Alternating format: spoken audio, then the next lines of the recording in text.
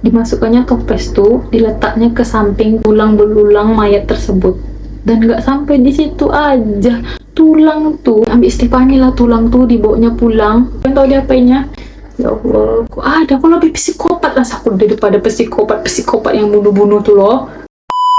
Assalamualaikum warahmatullahi wabarakatuh. Halo teman-teman, balik dengan aku Sintavia. Kali ini aku bakalan kembali lagi di YouTube channel aku, yang dimana aku udah gak ngupload konten itu selama lebih 7 bulan lamanya. Dan kali ini aku bakalan kembali lagi dengan salah satu kisah kriminal dan terjadi pada tahun 2019 akhir, tepatnya itu pada perayaan tahun baru menyambut tahun 2020. Nah, penasaran dengan kisah kriminal ini? Jadi langsung aja kita masuk ke ceritanya. Aku nggak mau pakai babi bebo, jadi langsung aja kita mari kita bahas. Check it out.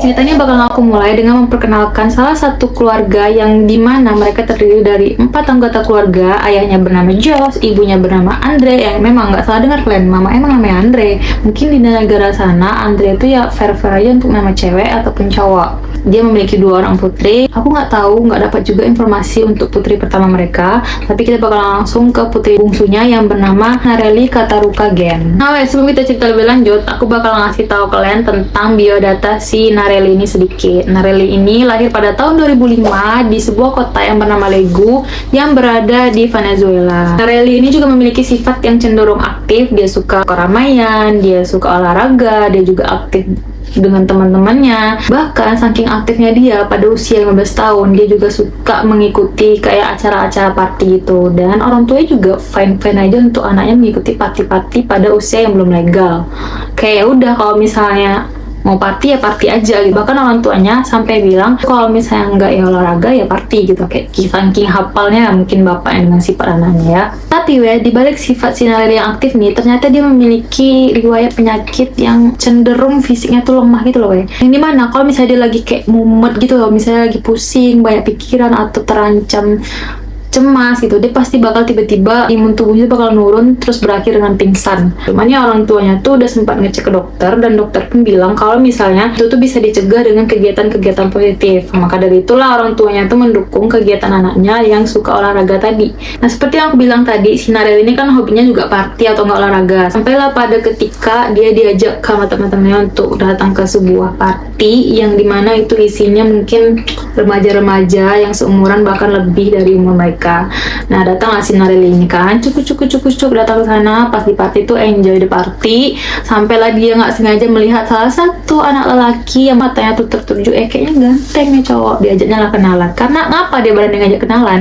Karena Nareli ini merasa kalau misalnya cowok tuh juga merespon perasaan si Nareli ini. Cowok tuh mungkin nengok Nareli juga kan. Pas kenalan, si cowok ini juga merespon ya seperti dugaan si Nareli tadi. Kenalan, orang tuh juga tukar nomor telepon, orang tuh juga setelah party lanjut chattingan, dan beberapa kali orang tuh juga melakukan kencan buta gitu. Sampai ya kayak sebulan tuh orang tuh kencan 2 kali, nanti di bulan berikutnya juga kencan, di bulan ketiga juga masih kencan. Nah, nggak lama di bulan ketiga tersebut, si Nareli ini tiba-tiba mendapatkan informasi apartemen yang dekat rumah si Nareli ini. Rumah Nareli ini tuh kayak ada sebuah apartemen, nggak jauh dari rumah Nareli itu ada apartemen. Nah, apartemen itu sebenarnya kosong. Nah, tiba-tiba ada yang pindah ke sana, dan pindah itu adalah seorang anak perempuan yang mengisi apartemen itu cuma sendiri aja gitu. Awalnya si Nareli ini juga ya biasa-biasa aja, nggak terlalu mengulik informasi tentang siapa sih yang pindah di apartemen tersebut. Sampai pada akhirnya Nareli ini melihat seorang gadis yang sedang membersihkan apartemennya. Di situ disapa kan, "Halo, aku tetanggamu loh, aku namanya Nureli, kamu siapa?" Dia respon baik juga sama cewek ini,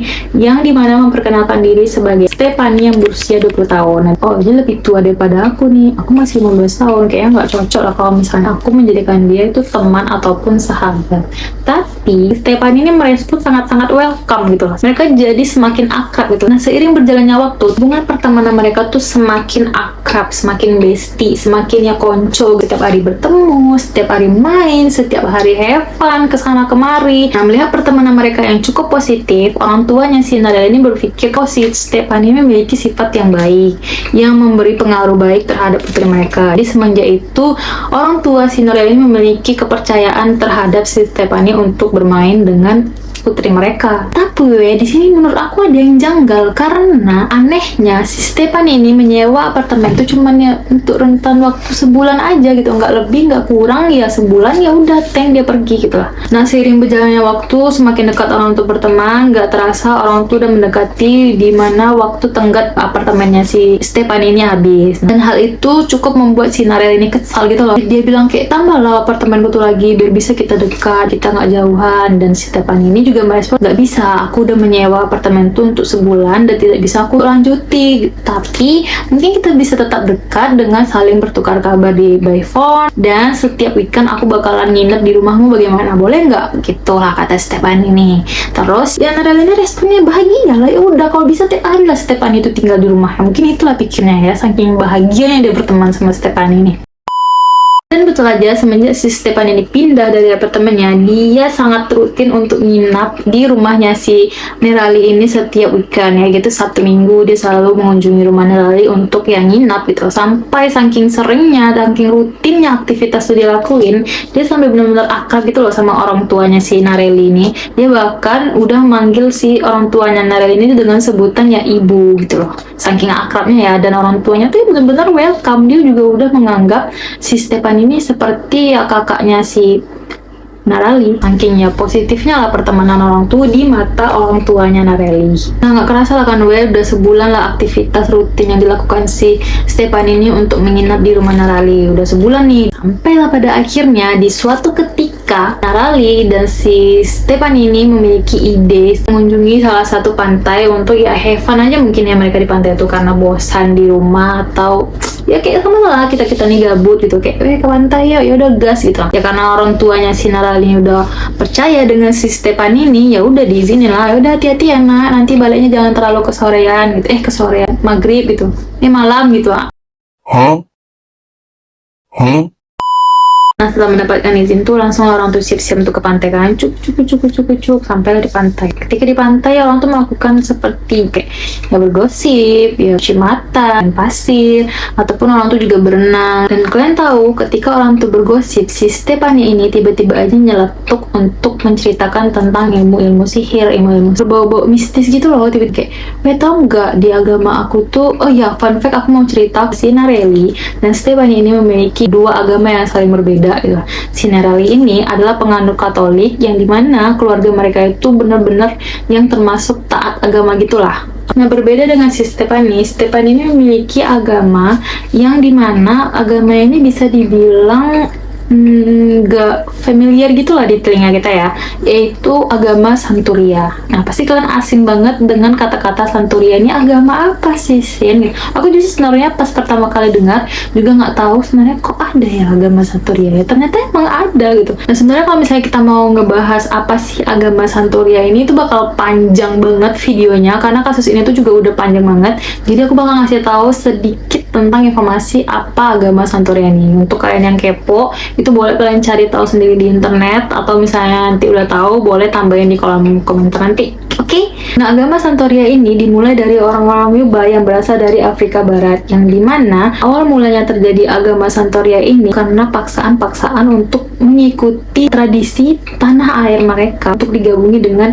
agama Katolik tadi. Jadi istilahnya itu gini, misalnya orang-orang Yuba ini memiliki tradisi tanah air mereka sendiri dan mereka tuh ingin menggabungkan dengan tradisi Katolik tadi. Nah, disitulah mereka menyebut agama tersebut adalah agama Santoria. Dari situ mereka menyebarkan tradisi-tradisi mereka, memaksa orang untuk mengikuti guru-guru mereka, agama mereka, dan menyebar luaslah ke Amerika Selatan. Dan agama ini itu sangat kental dengan kegiatan-kegiatan ritual, pemujaan, kegiatan ilmu sihir, dan itu itu sangat membuat si Nareli ini penasaran. Di tengah-tengah pembicaraan mereka, si Stephanie ini tiba-tiba ngomong ke Nareli itu kurang lebih kayak gini lah. Aku tuh ada loh salah satu di agama aku tuh kayak ritual yang dimana kalau kita melakukan ritual itu kita bakal dijaga dari roh-roh yang jahat. Kita dilindungi, kita dijauhi dari hal-hal yang buruk. Kamu mau nggak kalau misalnya kita melakukan ritual tersebut? Ritualnya gampang kok, mumpung kita lagi di pantai, kita bisa melakukan ritual tersebut.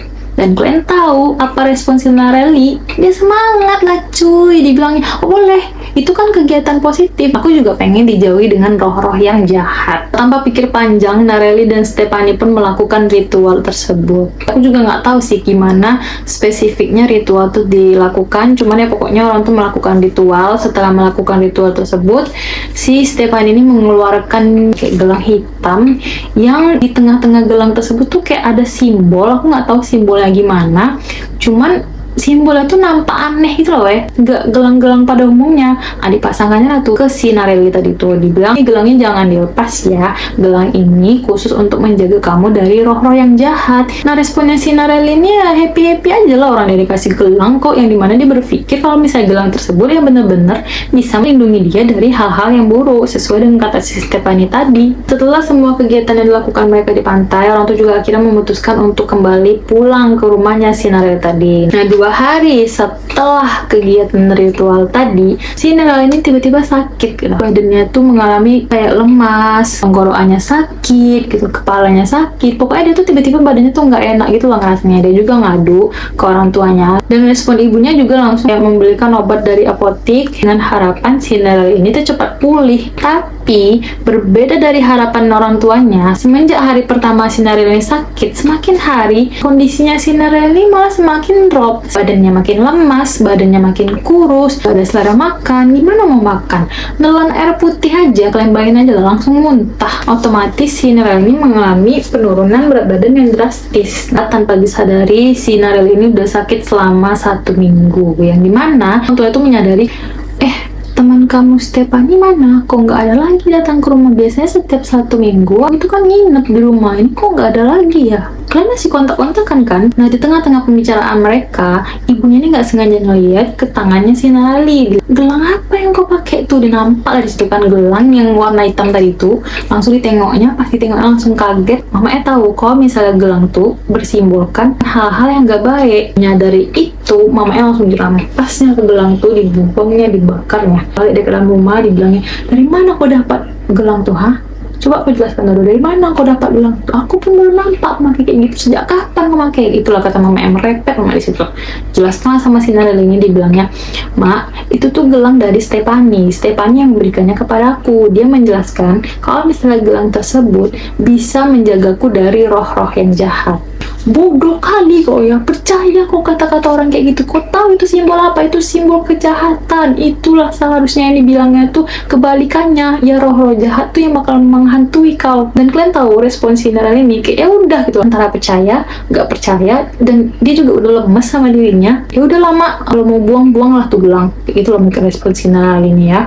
Sampailah pada akhirnya setelah gelang itu dibuang, keesokan harinya si Nareli menunjukkan sifat yang semakin aneh, yang dimana pasti dia berusaha nih berdiri, baru 1 kaki dia melangkah, langsunglah dia tersungkur karena dia lemah, gak ada tenaga. Dia kok bayangkan lah nak makan, nak minum, dicobanya untuk makan, dicobanya untuk muntah, kayak mana mau kuat badan tuh. Nah itulah yang dialaminya.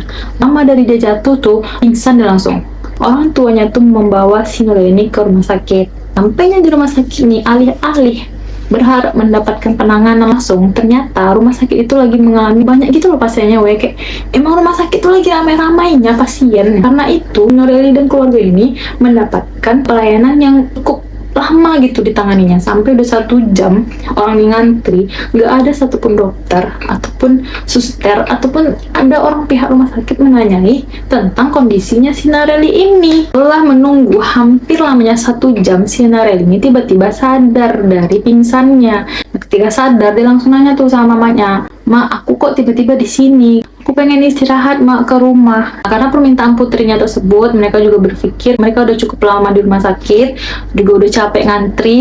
Ya udahlah, kita juga nggak ada gunanya di sini untuk ngantri, nggak ada penanganan. Ya orang tuh memutuskan untuk membawa si Nureli ini kembali pulang ke rumahnya dan dirawat di rumah. Esokan harinya, ini paling gong nih, nggak gong kali sih, menurut aku aneh aja gitu. Kalian ingat kan kondisinya si Nureli ini terakhir? Nureli, aku nyebut Nureli dari tadi, Cok. Nareli namanya. Salah, tidak sadar dari pingsannya tuh, dia tuh kayak aneh gitu loh ya. Kayak mana aneh? Bayangkan lah ya, awalnya Nareli ini lemah, letih, lesu, gemulai.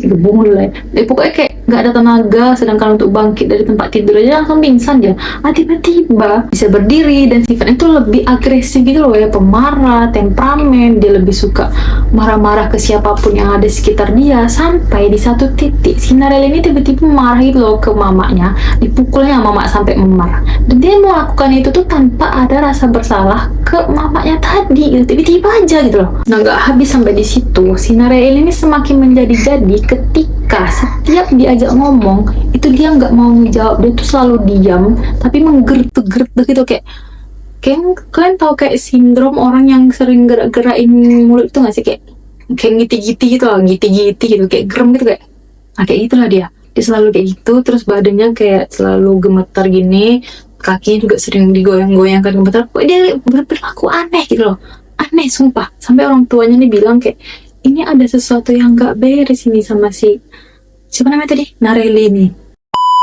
Orang tuanya langsung menelpon dokter untuk datang ke rumah karena udah nggak memungkinkan membawa Nareli. Datanglah dokter ke rumahnya kan. Ketika datang, dokter langsung memeriksa keadaan si Nareli, cek darah, cek tensi, ya semua dicek lah kesehatan si Nareli ini. Nah, setelah hasil cek tuh keluar, sel darah putihnya si Nareli ini terdapat bakteri gitu. Dokternya pun bilang, aku mengetahui ada hasil tes yang aneh di sel darah putihnya, tapi aku tidak dapat melakukan apapun karena aku tidak tahu apa sebab dan apa akibatnya, dan ini sebelumnya belum pernah terjadi di pasien manapun yang aku tangani. Dia dokternya bilang, aku nggak tahu apa penyebab, apa penanganan yang harus aku beri. Karena nggak ada penanganan dari dokter tersebut, orang tuanya pun menelpon dokter yang lainnya untuk memeriksa ulang si Nareli ini. Ketika dokter yang kedua datang, penjelasan dan hasil tesnya pun sama dengan dokter yang pertama. Dia tahu kalau misalnya sel darah putihnya tuh bermasalah, tapi dia nggak tahu apa sebabnya dan apa penanganannya gitu loh.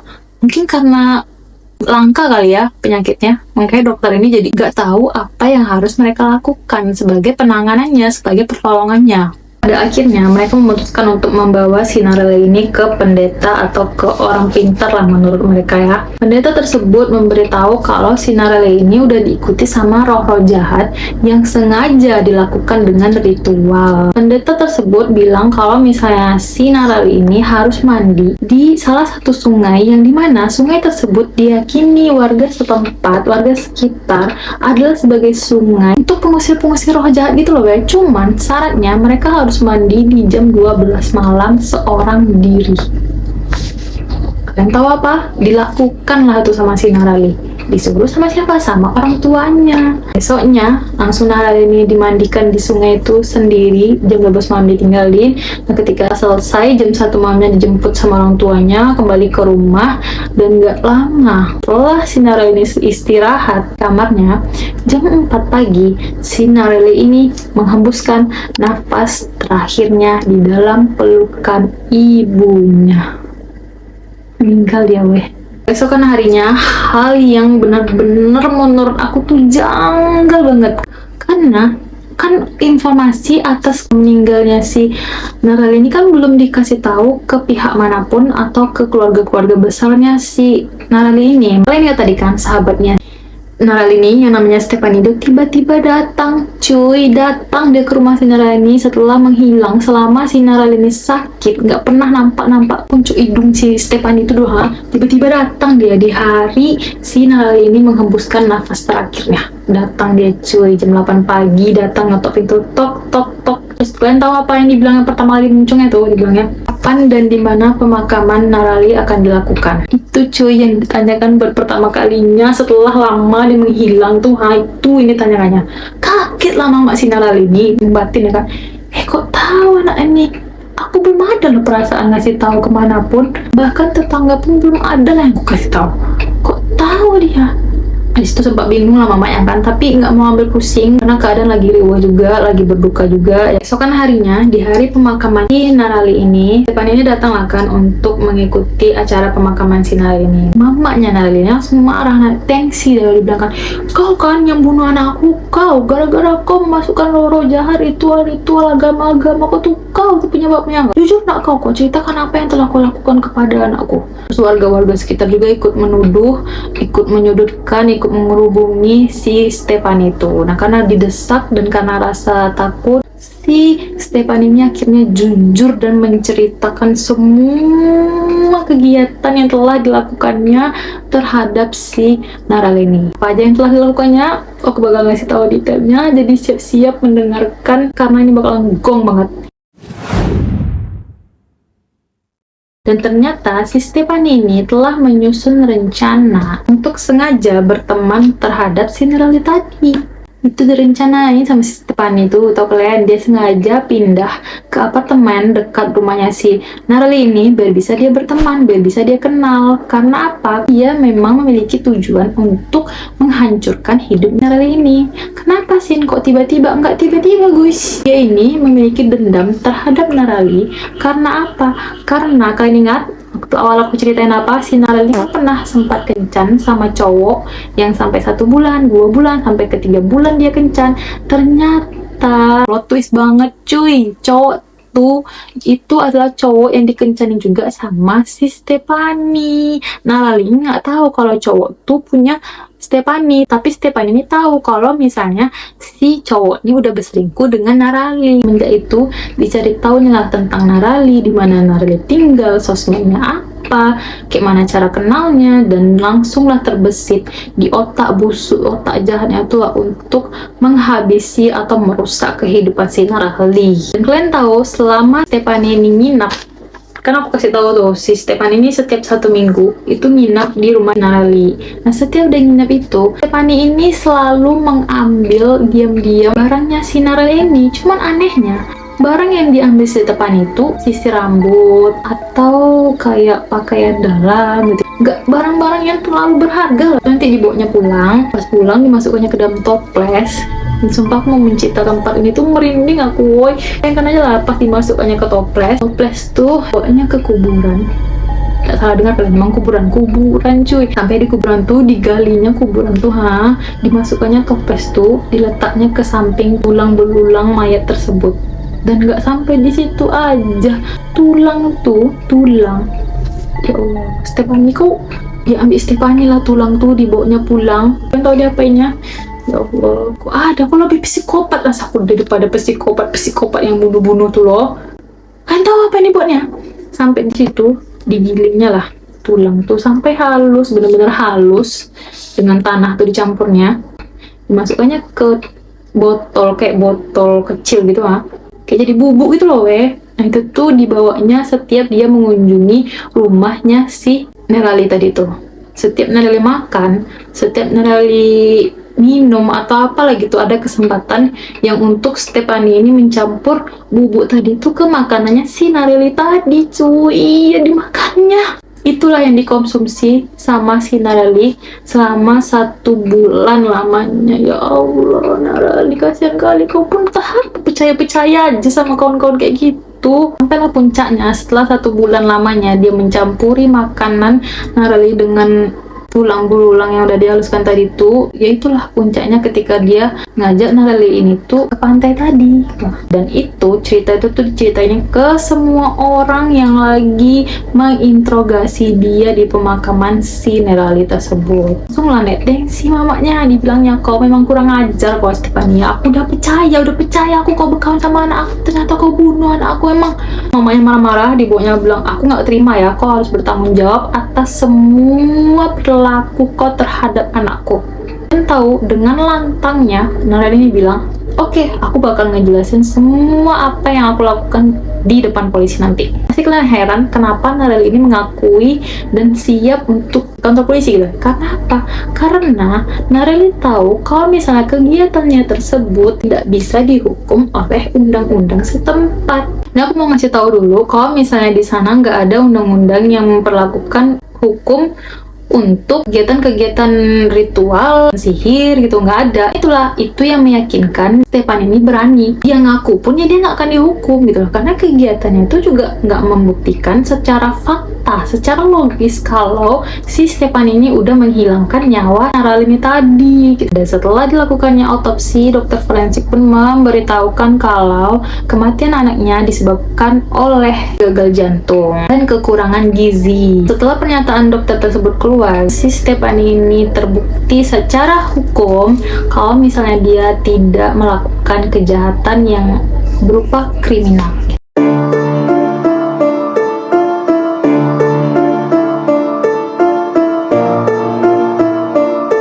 Oke, itu dia cerita kita kali ini. Jangan lupa untuk like, comment, share, dan tentu aja aku bakal minta saran-saran kalian buat lebih baik ke depannya. So, buat kalian yang ada cerita-cerita menarik, boleh DM aku di Instagram, yaitu @sintavia hanya 2, dan bye-bye!